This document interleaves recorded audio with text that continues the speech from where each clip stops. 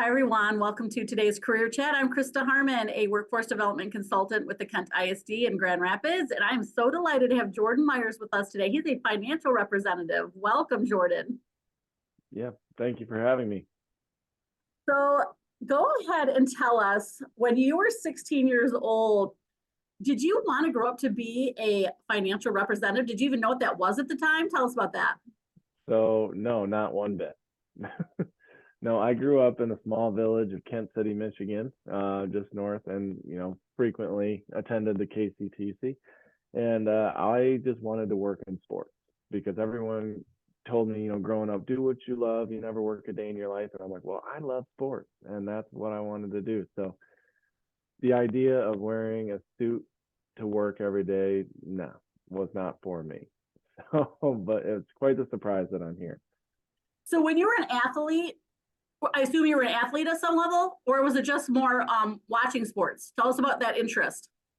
Yeah, so I was blessed with some athletic ability. I played three sports, two sports all the way through high school, and then I even went and played college football at Hope College in Holland. I did that for 4 years, and then engulfed my entire life around sports.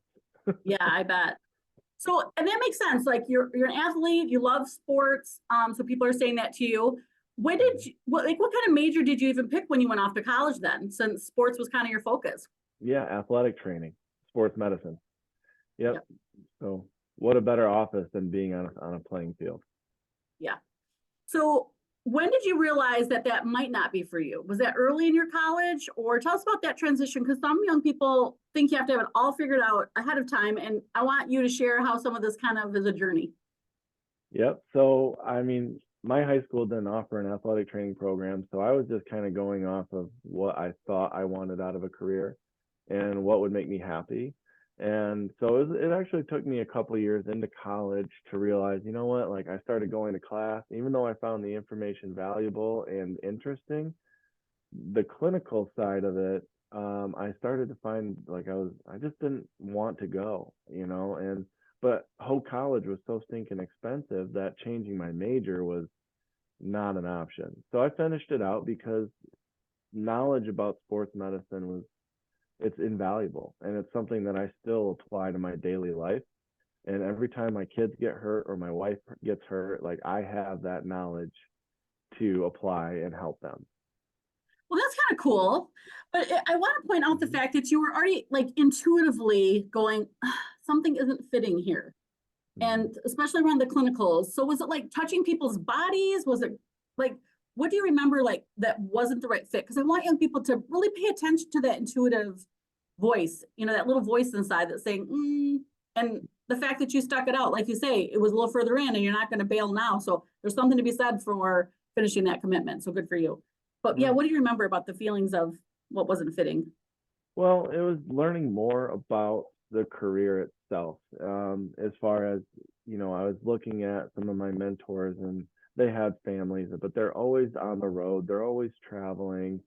They had expressed concerns about like the financial side of it as well. And they always had to, report up to a doctor. Whereas my mindset was, I was like, I'd rather be the doctor. I wanted to be the guy that people came to. And athletic training, I really just trusted my gut. There's no other way to say it. It just didn't, it's over time was not starting to sit right. And I'm like, I'm going to trust that. But my belief is, Krista, that education is the one thing nobody can ever take away from you. And if you start something, you finish it. And so that's what I did. Yeah, that's a great work ethic. And I love that you're able to share that. I think it's really important for young people who are watching this to pay attention to what you were paying attention with the lifestyle of athletic trainers, because that's something young people have to ask. Do I want to have weekends or want to work evenings? So that's when the sports games are. Do you want to be away from your family? That's part of these decisions. And I think a lot of young people don't even kind of factor that in. And, doing some of those job shadows and visiting with people who do it. So when you were, in fact, did you do any job shadows during that college time or when you were in high school? Would you recommend that to young people? Oh, 100%. Absolutely. Yeah, try it. And being in high school, you have access to many opportunities and programs to where you can, I would say, try it before you buy it. right? One thing that I would definitely recommend: do job shadows, do internships. Many professionals are willing to lend their time to you because most often, at least when I was graduated high school in 2009, the opportunities weren't as vast as they are now. And so oftentimes students go off to college thinking that's what they want to do and then quickly realizing it's not what I thought it was. Get out into the real world and get the experience before you go spend the money on the education, for sure. Yeah, I think that's great. So here you are, you're deciding intuitively that this isn't right, and you're thinking, man, I'd rather be the doctor. So did you start doctor school, or what was that next step? What was the next thinking? No, no. Like I had a wonderful mentor at Hope College, and she offered me an internship in the athletic department, doing more of being a director. And I was like, I guess not being the doctor, but the head honcho. And I was like, you know what? That 6-month internship was like, that's exactly what, this is what my new interest. This is what I want to do. And I can still be in the sports world. I can make an impact in the lives of athletes. And so I started pursuing that. And then that path brought me down to Western Michigan University, where I pursued my master's degree. And like I said, Chris, education's the one thing that no one can take from you, and you never know when you're going to need it. Well, that athletic training degree allowed me to teach at Western and get my master's paid for. So I'm glad I stuck it out. I love that. Note to self, everyone. Yeah. So what were you going to get your master's in then? Is that like administration, sports administration, or? Yeah, Yeah. that's exactly what it was for. Yep. Okay. To pursue the master's, I love, again, I want to point out, you have a mentor. Tell us about, how does one even get a mentor? What is the value of a mentor? Because I want you people to hear this is a really important potential step for career development. Well, I think oftentimes, Krista, we sit, in high school and even in our college days, and we look at people where they're at, and that's where we want to be, but we don't ever realize the path that it took to get to where they are. And so the best way to do that is to just interact with them, use their tutelage, use their knowledge, and learn from their mistakes, learn from their successes. And so simply just ask, hey, I need a mentor, or what can you teach me? Or and a great place to start is using your resources at school, like people like yourself, to get you connected with those industry folks. Yeah, and that's why we're so thrilled to have you literally as a career mentor today. You sharing your story is giving really great insights for young people. So you had that wonderful internship that your mentor helped connect you to. So again, really important piece of your journey, that this important person kind of helped with that next step. So you started teaching at Western. Tell us about that. Did you like that? Was that not a good fit? What was that part of your journey? Oh my gosh, Chris, I'd still be there today. But unfortunately, they only paid me about 10 grand a year to teach. Can't live off that. And but no, I loved it there. And honestly, that taught me it, because if you had to put me in front of a room of people, I would not want to do it. I was forced to grow my people skills by being cast into a role of leading a class of 20 plus students, some of which were older than me, and teach them. So I learned some really good skill sets doing that over those 2 years. I loved it. It was amazing. And young people are probably thinking, Jordan, like, how would you even know what to teach? How did that happen? Did someone give you some curriculum? How did that work, Jordan? Because a lot of young people get anxious, like, how would he even know how to do that? He has a degree in athletic training. Like, how does that work? So tell us. Well, I was teaching, Western looked at my undergraduate degree and placed me in a role to where I could use my knowledge to pass that on to the students. So that part was relatively easy. They have a curriculum and then I added on to that to bring the lesson plan to the students. So general health and wellness is what I taught at Western. I highly recommend it if any of you are going to Western.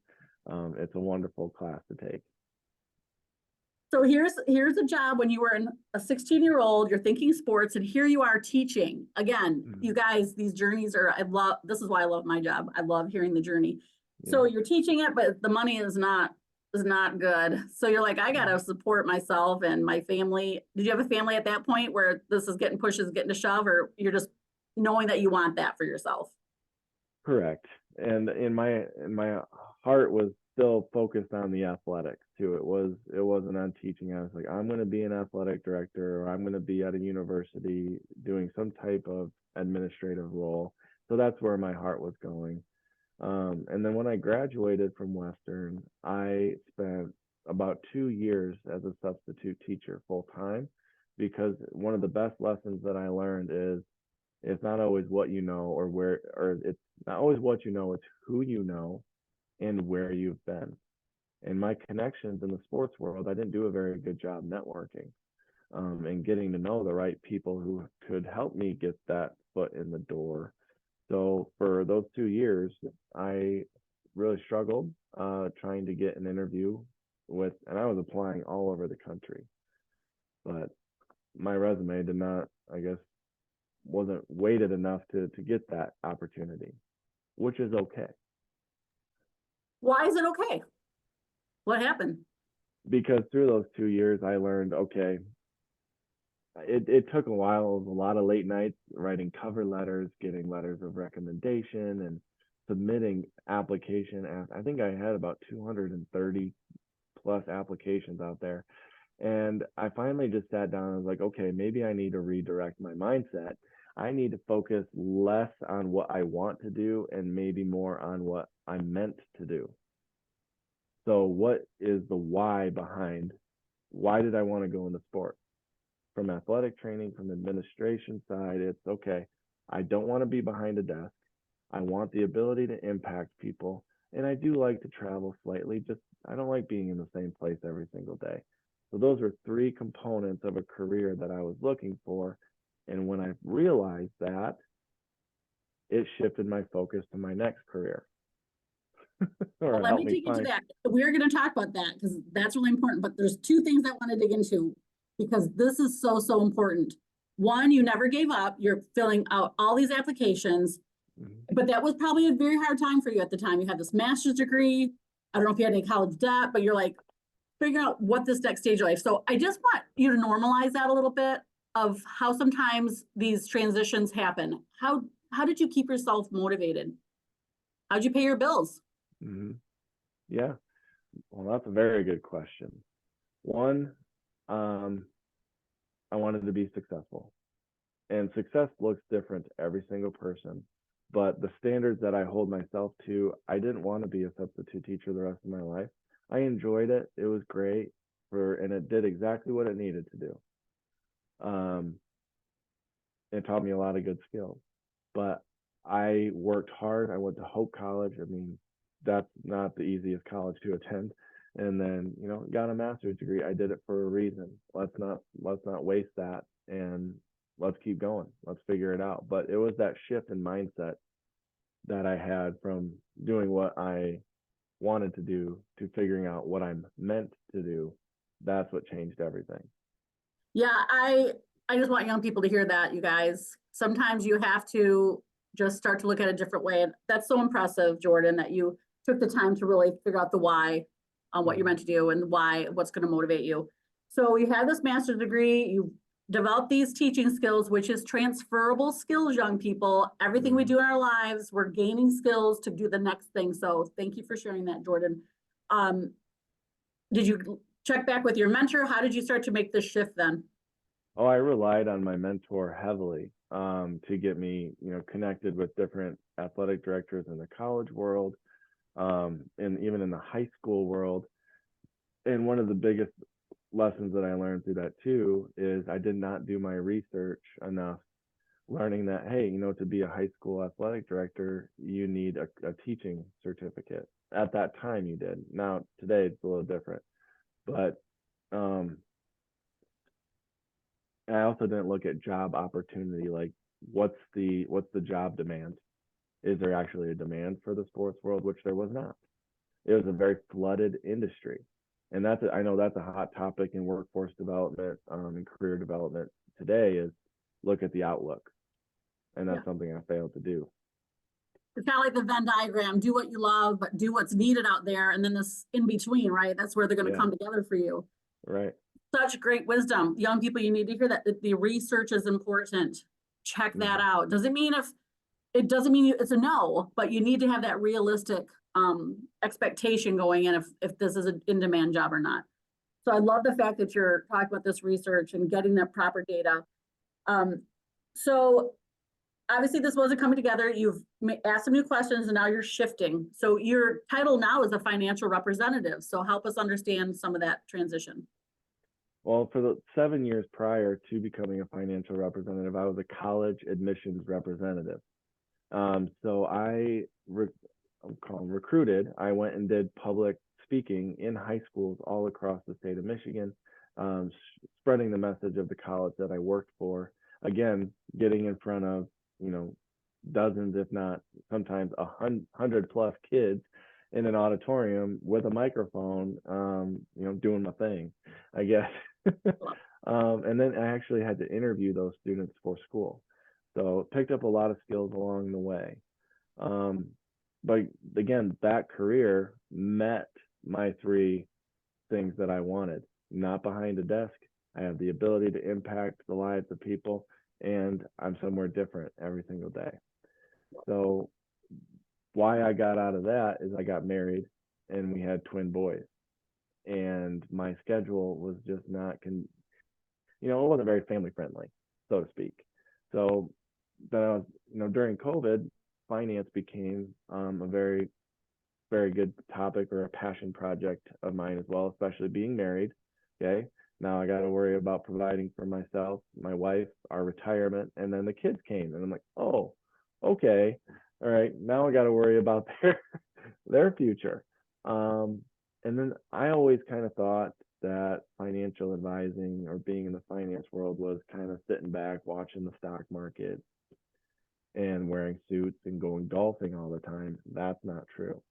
The more I dove into it, the more I'm like, you really get to meet with people, you get to help them, because finance is a topic not many people like to talk about. It's not a comfortable topic.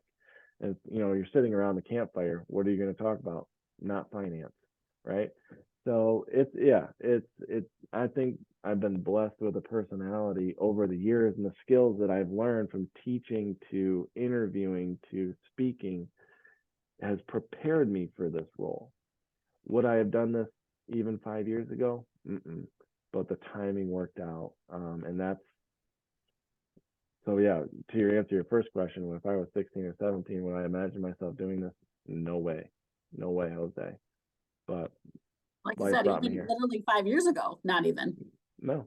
But I think that's what I want to point out about this journey is that we have different seasons in our lives. And for the early part, you loved athletics and you went into athletics and you found the right area with being the director and stuff. And then that wasn't the right lifestyle for you at that point. So you became, even the admissions, which was great for a young single guy, right? Because you're all the time out and about, but that things can change because there's so much pressure for young people to figure it out, and they think they're going to be locked in for the rest of their lives. And so I love that you're giving such great examples of this transition. And college admissions, as wonderful as it is, just like athletic training, doesn't pay a lot. I mean, they're great jobs, but colleges don't pay those positions very much. So again, for the research young people, so you have these beautiful boys, you're married, and then you have this hobby. How did you then start to build it into something that you could support your family? So that's a very good question. My wife sat me down one day and was like, hey, something's got to give. Like, we need you home more. And I'm like, I agree. And so I hopped on Indeed. I freshened up my LinkedIn account and I started poking around. And honestly, Krista, for the first few months of my search, I kept seeing financial representative, financial advisor. And I'm like, oh, okay, cool. Brushed it off. But then it started coming, and then there's the gut feeling. I kept coming back to it. I'm like, no, I'm not wearing a suit today. Not wearing a suit to work. I'm not going to sit in an office. But then I started doing more research and talking. I have some friends in the industry and started to hear more and more about what it is they do. And then here we are.